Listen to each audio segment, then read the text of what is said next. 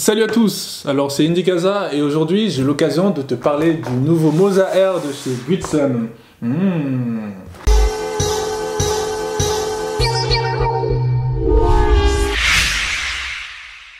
Donc voici la boîte, dans sa boîte.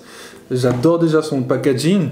Alors je te dis tout de suite, je suis pas en train de faire un unboxing parce que je l'ai déjà utilisé un petit peu. Voilà, je vais juste présenter comment il arrive quand on commande de chez Goodson. Le plus important, c'est ce qu'il y a à l'intérieur. Mais j'aime bien cette petite boîte noire là. Ah, tu vois ça. Et en tout cas, avant de commencer, moi, alors c'est mon premier gimbal de ce type parce que j'ai toujours filmé avec un Steadicam.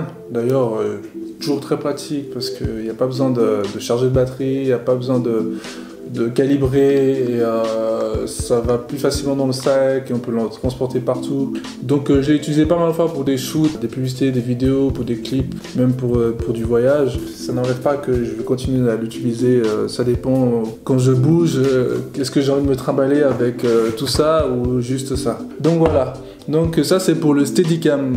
On va parler du Moza Air. Donc voilà, allons voir un peu ce qu'il y a à l'intérieur.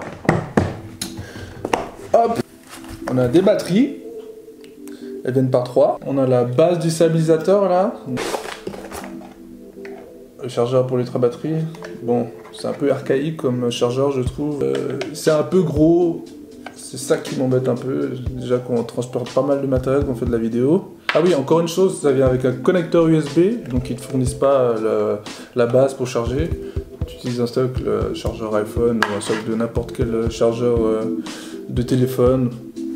Alors des câbles, les connexions USB, mini USB, tu peux brancher le stabilisateur à ton appareil, comme ça tu utilises le bouton directement pour enregistrer depuis le gimbal, c'est génial.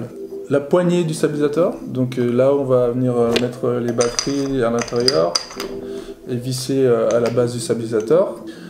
Alors ça, parce que quand tu passes la journée à tenir une poignée ton stabilisateur avec le poids de ta caméra et de ton setup, ça fait vraiment fatiguer les bras et ça permet de répartir le poids et ensuite de faire de meilleurs mouvements avec les deux mains. C'est vraiment cool. Alors ça, je suis content avec ça là. Si tu as un objectif super lourd sur ton boîtier, bim, tu peux utiliser ce petit truc là pour pouvoir supporter ton objectif. Voilà, la boîte, on n'en a plus besoin.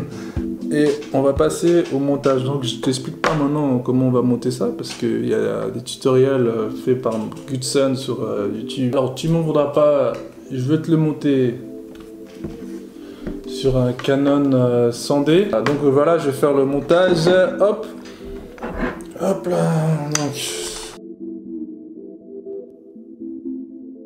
Maintenant, je vais l'allumer grâce au bouton qui se trouve là. Donc, il y a un bouton là, celui de dessous, celui d'en haut, c'est le joystick. Donc, un coup, longuement dessus et il s'allume. Regardez, hop. Tchic. Il stabilise ma caméra. Le joystick qui se trouve là, hop, me permet de faire pivoter la caméra de gauche à droite, d'en bas en haut.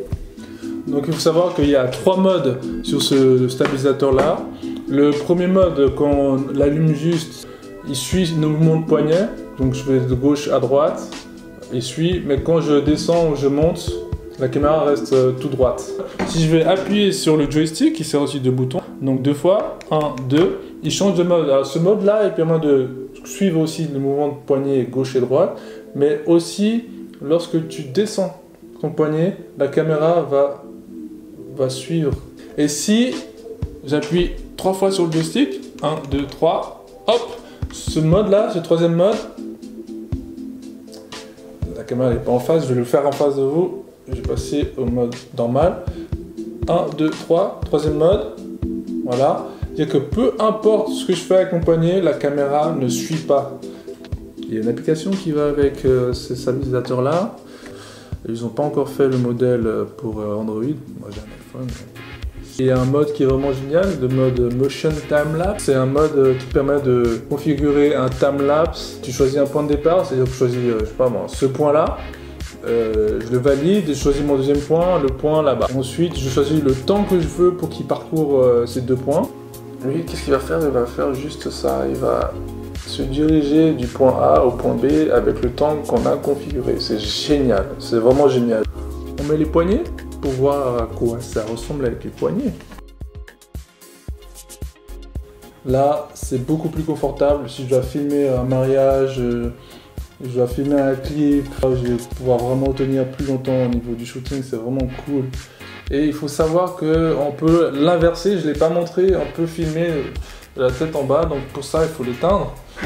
Et ensuite, inverser le stabilisateur comme ça, on l'allume, hop, et on est bon pour filmer tout ce qu'on veut, tête en bas, si on doit filmer à ras le sol. C'est vraiment génial. Ce modèle-là, avec la boîte et tout, il est seulement à 600 $. Donc je trouve vraiment cool, je trouve quand même c'est de la qualité, ça fonctionne vraiment très bien. Et j'ai filmé un mariage déjà avec, j'ai eu des images impeccables, des mouvements de caméra fluides, vraiment lisses, avec une qualité cinéma. Donc c'est ça qu'on recherche quand on cherche ce genre de matériel, c'est vraiment d'avoir une image vraiment stabilisée. Je suis vraiment content, Ben, j'espère que ma vidéo a été utile pour toi. Je te dis à bientôt pour des nouvelles vidéos et abonne-toi à ma chaîne si ce n'est pas encore fait. Partage si tu as d'autres personnes qui sont dans le besoin par rapport à ce genre d'informations. Et puis voilà. Allez, moi je te dis ciao.